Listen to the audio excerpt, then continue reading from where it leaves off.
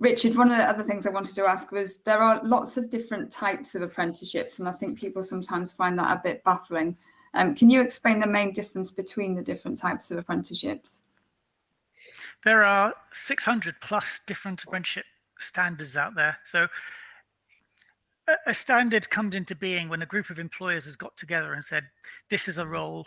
For this role, it would benefit from having an apprenticeship that focuses on it.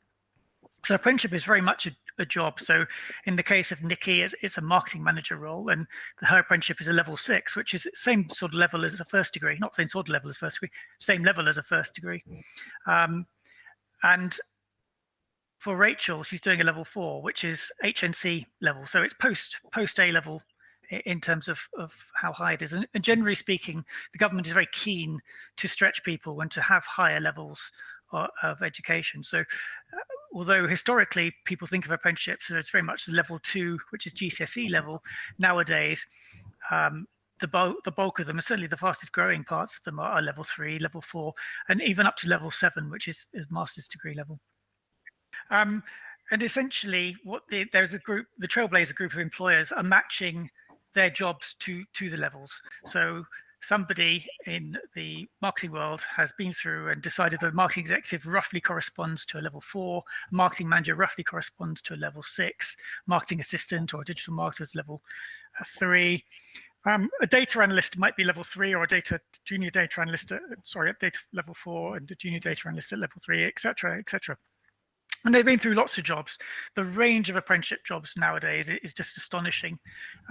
There is actually an apprenticeship for golf greenkeeping. My personal favorite is puppet making, and there's organ building as well. In fact, puppet making is really well funded. If only we did that. I can't imagine there's many of them in the country though.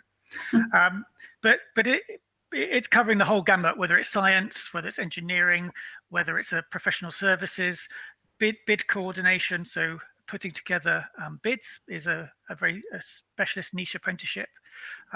There's all sorts of things and areas which you wouldn't have considered before. So it's always worth thinking, if you have a role going in your organization, is it appropriate for an apprenticeship? And that doesn't necessarily, that could mean it's entry level, it's level 3, or it could be marketing executive style level 4, or manager level 6, or something more specialist in some way, shape or form.